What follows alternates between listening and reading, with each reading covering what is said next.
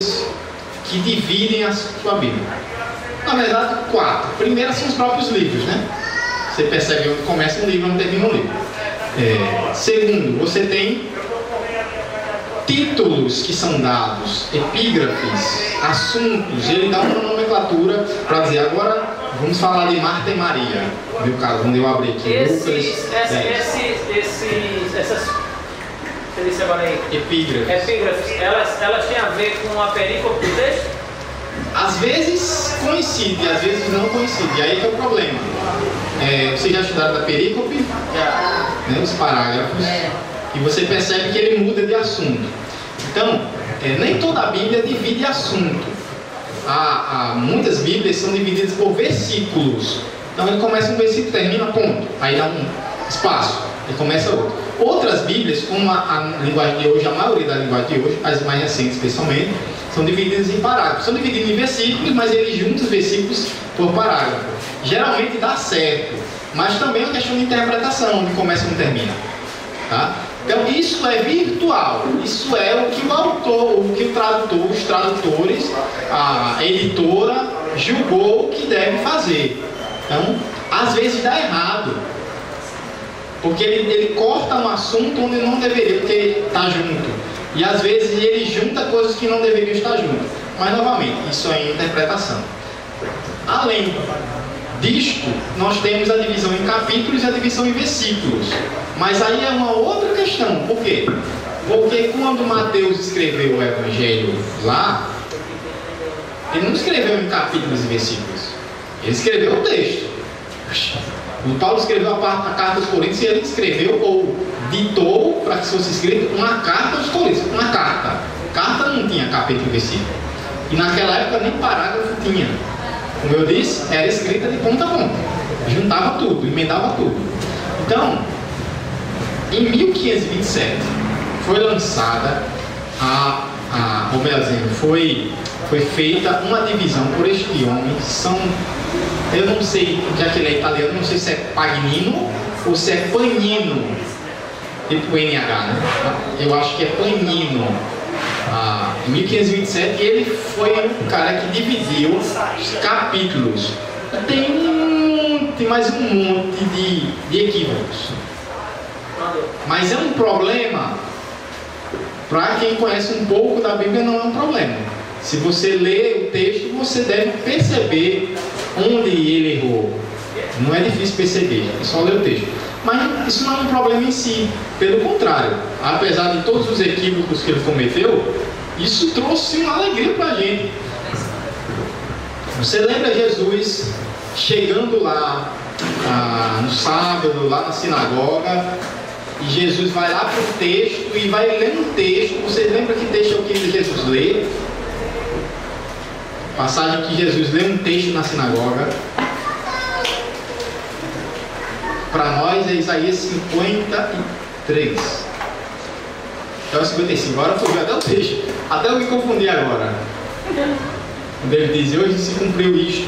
Ou seja, que ele viria para trazer vista aos cegos e tal, anunciar o ano aceitável do Senhor. É 55, né? Isaías. Agora até confundi. Mas você perceba, era um rolo. Imagine só, Jesus abriu um rolo e achou exatamente o texto. Tinha que ter habilidade. Jesus não fez isso porque ele era Deus onisciente, não. Não fez isso porque ele era Deus. Fez isso porque ele conhecia a Escritura. Porque não era fácil. Primeiro porque para você abrir o rolo no canto certo, imagine só aquela tira todinha. Não eram numeradas as páginas. Tá? Mas não é 55 não. Era 53, 55. Agora fugiu. 61. Agora eu até confundi. O que acha? Vocês lembram? Sim, desculpa aí. Abrir. Não eram numeradas as páginas, então ele tem que abrir exatamente no volume exato. Não existia capítulo, não existia versículo, não existia parágrafo, eram linhas todas juntas. Palavras juntas. E Jesus exatamente no texto. Hoje você diz, vamos ler em Amós. Meu amigo, se fosse esperar todo mundo achar, 61, né? Obrigado. Acertei, viu? Se você for esperar todo mundo na igreja achar Amós, essa daqui, por exemplo, ajuda um pouquinho, né? Se a pessoa souber das abreviações, né? Tem as abreviações. Mas eu não gosto de Bíblia com abreviação. Mas eu ainda faço assim, eu uso assim. Eu acostumei até hoje. Então, como é assim? Eu pego essa Bíblia aqui, como é que eu acho? Bem, eu sei que Amós é o Antigo Testamento, está entre os profetas. Então é depois dos Salmos, Salmos é no meio da Bíblia. Né? Em geral, você abre exatamente no meio, cai nos Salmos. Depende do tamanho, depende de muita coisa, mas geralmente nos Salmos. E é um pouquinho depois dos Salmos. Então, eu vou só andando aqui. Mas quem não sabe, que Amós não era nem profeta. Pastor, qual é o primeiro livro da Bíblia a ser Escrito. Não, para iniciar a entender a Bíblia, qual é o primeiro livro? É uma questão de visão. Muita gente vai dizer, leia primeiro o livro, é o Evangelho de João. Porque o Evangelho de João vai falar de Jesus como Deus, como Criador, vai ter muita referência ao Gênesis.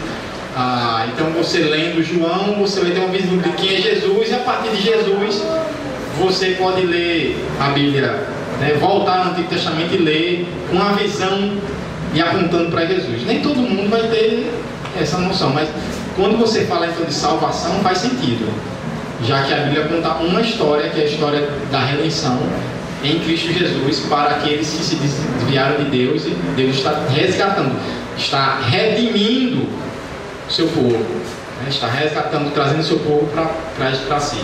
Então faz sentido assim.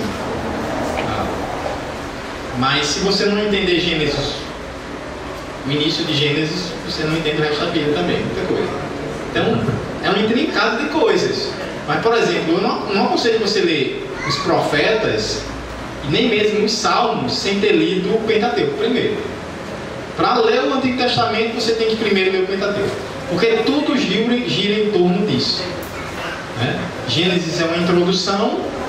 Gênesis fala muita coisa, mas é uma introdução para o que vem em Levítico, em Êxodo, no Deuteronômio. Tudo vai girar, tudo vai ser uma relembrança do que Deus fez da aliança com o seu povo. Tudo. Provérbios, a aliança com o seu povo, como se vive a lei que Deus deu. Então, tudo vai girar.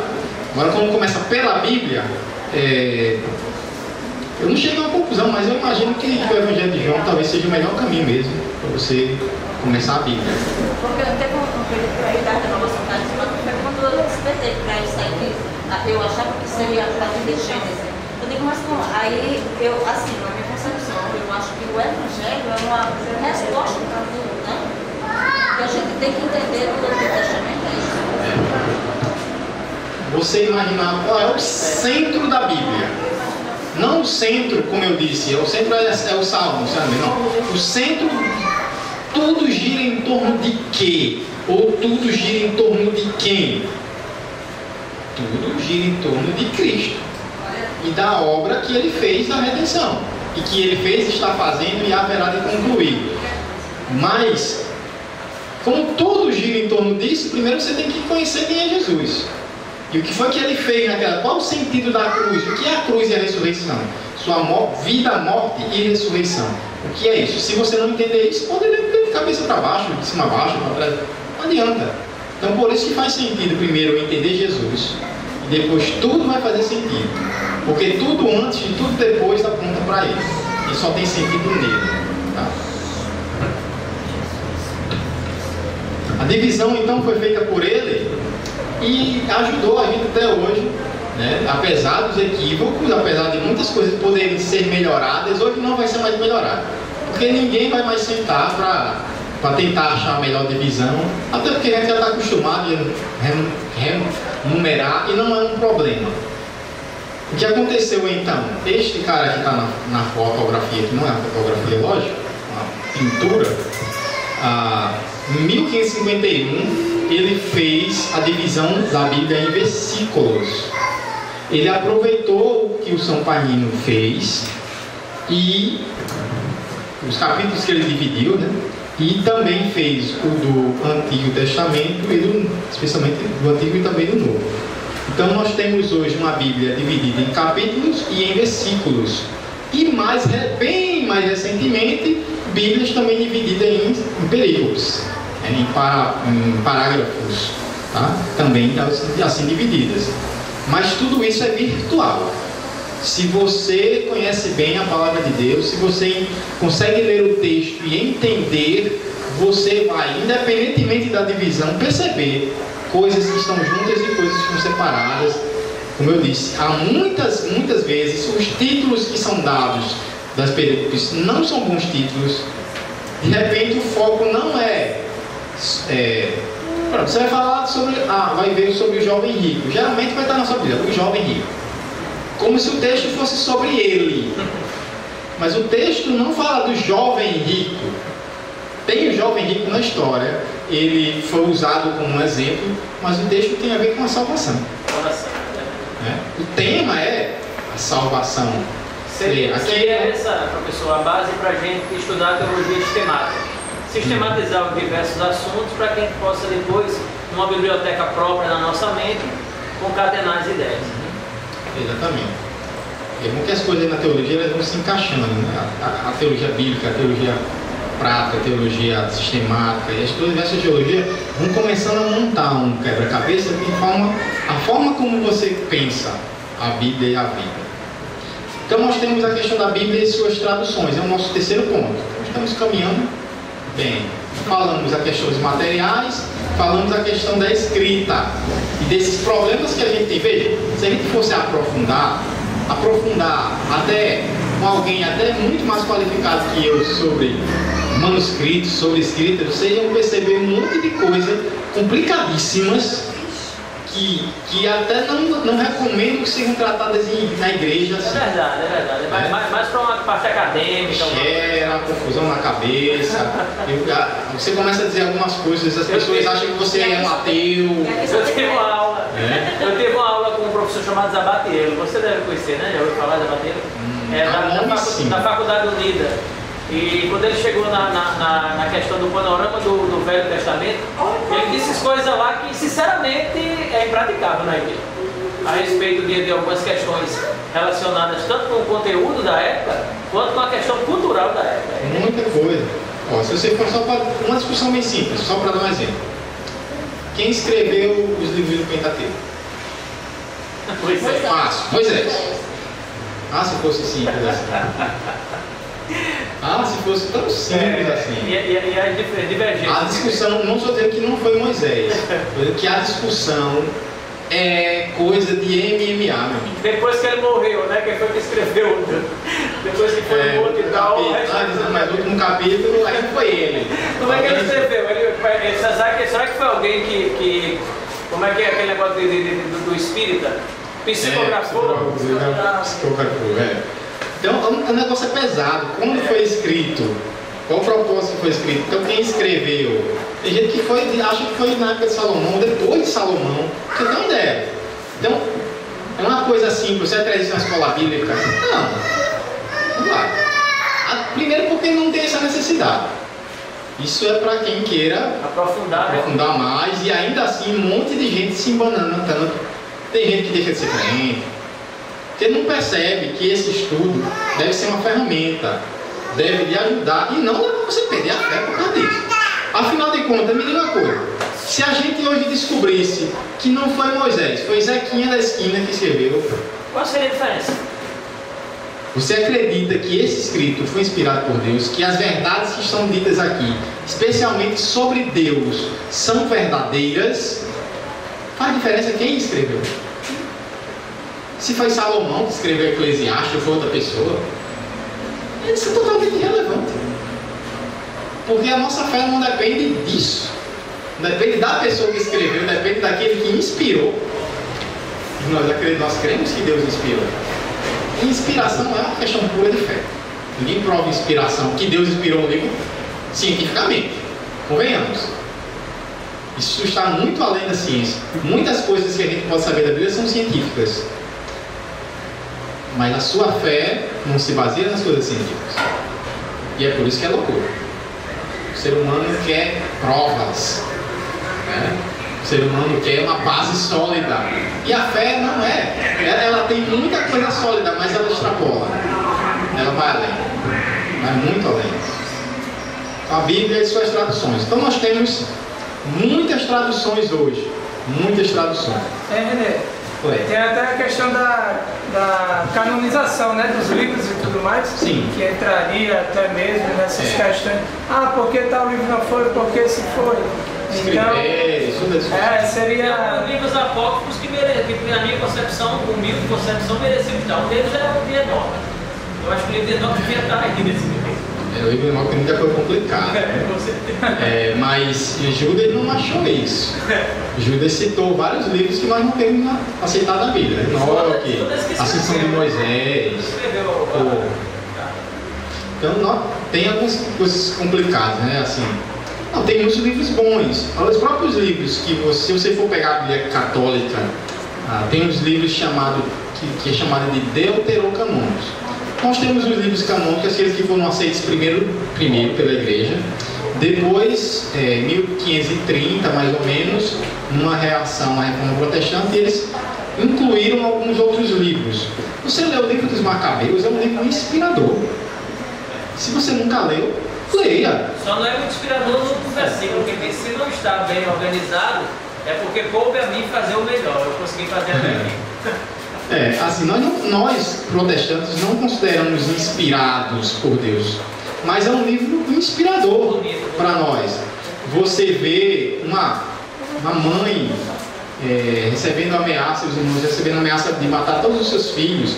Eles deveriam renegar sua fé judaica e eles não aceitam, eles preferem morrer a abandonar o seu Deus. Isso é algo que você lê esse texto, você chora, você se arrepia, você se emociona, você cai de joelhos e diz: Senhor, eu quero uma fé dessa, né? Me dá tanto amor e convicção quanto essas pessoas tiveram. Então não é um problema, assim como não é um problema ler qualquer livro que nós temos aí. Tem livros de literatura espetacular, maravilhosos. Tem 2 livros que eu estou lendo já há algum tempo, 2 anos, aos pouquinhos, por falta de tempo. Alguns eu pego uma tirada e esses ficam no meu criado mudo. Todo dia que eu posto, eu dou uma lida no capítulo 2, que é Crime e Castigo, de Dostoiévski. O livro traz à luz muito do que é o Evangelho, graça. O outro é Moby Dick. Moby Dick tem muita coisa que você percebe bíblica, cristã. Os próprios personagens são todos com nomes bíblicos. Todos não, quase todos. Tem alguns personagens que não tem, mas quase todos. Acabe, que é o capitão que quer desenfreadamente pegar Moby Dick, né? E alguns acreditam que Moby Dick é uma figura de Deus. E Acabe é um rei ímpio, né? Moby Dick é branco. E tem muitas coisas que ele descreve no livro que são exatamente características que se você prestar bem atenção, elas podem ser encaixadas com Deus. Então pode ser uma figura do homem querendo destruir Deus, inimigo de Deus. Então tem muita coisa assim. E Moby Dick é invencível. Então você vai começando a ler um livro desse e vai percebendo muitas coisas que são claras. Você for no site Voltemos ao Evangelho. Eles estão com os inscritos, já está no 15º, de recomendações de bons livros de literatura que tem muita coisa cristã. Então, traduções. Nosso terceiro, o penúltimo ponto. O último vai ser bem curtinho. Nós temos várias traduções. Eu trouxe aqui só 5 basicamente, mas tem muito mais no Brasil. Tem a tradução brasileira, Bíblia, tradução brasileira, essa é o nome mesmo. Tem outras, Almeida século XXI, tem vários. Eu selecionei esses 5 só. Quem foi decidiu a questão da introdução dos livros na Bíblia? Quem disse que era para ser Gênesis, Apocalipse? Eu coloquei isso. Quem. Assim, né? Não, vamos colocar esse livro. Como o senhor falou que houve outros livros, eu acredito que na época que foi selecionado os livros que seriam compostos na Bíblia, com certeza uma seleção. Não, vamos colocar esse daqui. Eu selecionei esse ponto, mas por questão de foco e de tempo, eu não coloquei. A questão questão canônica. Mas sim e não, porque existem alguns critérios que foram adotados para escolher, certo? E alguns deles passaram raspando, segundo a carta de Pedro, se contestou muito, até hoje se contesta a questão da autoria, se foi Pedro mesmo, Apocalipse, então tem Hebreus, que ninguém sabe quem é o autor, houve muita discussão, não foi um negócio fácil. Mas a lista que nós temos hoje, os 27, no caso do Novo Testamento, assim, os do Antigo foi mais ou menos no ano 100, foi escolhidos por um grupo judaico e os cristãos, de certa forma, aceitaram esses livros como realmente os livros inspirados, concordaram, vamos dizer assim, com eles, tá? No caso, o primeiro que lançou a lista dos 27, que ele considerava, foi Atanásio. Agostinho foi um cara que confirmou, mas Atanásio foi o primeiro que lançou a lista dos 27. Mas eram livros já aceitos pela igreja, pelas igrejas como um todo. Existia aceitação quanto à sua doutrina, quanto à autoria. Então tinham vários critérios adotados que eles chegaram a concordar. E muitos outros livros, embora sejam bons até hoje, a carta de Clemente, as duas cartas de Clemente, a igreja de Corinto. Exatamente. Então, Policarpo, muitos escritos foram considerados proveitosos, mas não inspirados. Por exemplo, tinha que ter sido escrito por um apóstolo ou alguém bem ligado a um apóstolo, tipo Lucas, que era muito ligado ao apóstolo Paulo. Então esse foi um princípio. Aí você vai dizer, e Hebreus? Porque em Hebreus existe uma forte tradição de que Paulo escreveu Hebreus. Sim.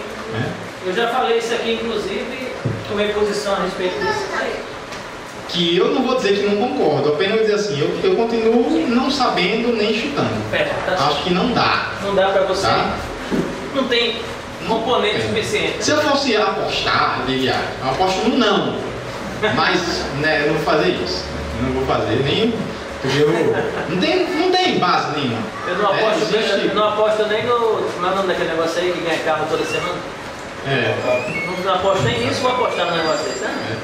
Não tá. Houve essa seleção. Houve a seleção, mas esses livros, primeiro, que foram critérios muito objetivos, muito rígidos, e eram livros já bem aceitos pelas igrejas que estavam espalhadas, sabe? Então não foi um negócio assim, não. A gente chegou um grupinho de 3 ou 4 e escolheu como quis. Não era bem assim. Então as pessoas colocam nesse tom, como se tivesse sido uma escolha por conveniência, e não foi, pelo contrário. É uma coisa muito relevante. Esses livros entrarem, cada um deles passou por uma peneira pesada. E hoje, devido ao conhecimento, devido a todas as informações que surgiram, durante essa seleção para hoje, nunca houve uma nova tentativa de se incluir, ou a sociedade não aceitaria isso? Não dá para Fechou o canon. Fechou o canon. Agora, agora a coisa relevante é a questão, pronto, exatamente isso aí. Muitos falam que houve acréscimos à palavra de Deus no decorrer de todo esse tempo, e eu até acredito que houve mesmo, até Jerônimo mesmo deve ter acrescentado algumas coisas, diz a Igreja Católica que acrescentou, os presbíteros também, mas você não acha que tudo no controle de Deus, e se houve um acréscimo, foi permissão de Deus? Eu acho que Deus não está preocupado assim, com cada detalhe. Porque se você for ver, se você for tentar achar erros, eu acredito que tem. Eu vou escandalizar vocês agora. Eu acho que tem alguns erros. Não me escandaliza não, Renê. Mas não é erro assim, eita, não, Jesus não era salvador. Não é isso. Existem coisas estranhas. Por exemplo, tipo, você vai ler lá. Eu acho que é Crônicas. Você vai ver lá dizendo que quem matou Golias foi outra pessoa, não Davi. E aí, foi Davi ou foi outro? Mas que Golias? Ou esse é outro Golias? Será que era outro Golias? Porque para dizer Golias tem que ser um Golias famoso. E não tem nenhum relato de outro Golias famoso. Então esse relato não pode estar certo, mas está lá. Outra pessoa, filha de não sei de quem, que matou Golias. Então, isso pode ter uma explicação? Pode, mas nós não temos nenhuma, na minha opinião, que a gente diga assim, não, tá explicado. Não tem. A princípio, isso é um erro. Agora me diga. Agora só deixa o nome. Agora me diga. Sem dúvida quem? Foi Davi que matou ele? Sim, não tinha dúvida não. Não, foi Davi. Foi Davi. Pode ter certeza que foi Davi. Foi quem? Você não pode pegar um textozinho à luz de toda a narrativa, entendeu? Não é. O cara que registrou pode ter cometido algum equívoco.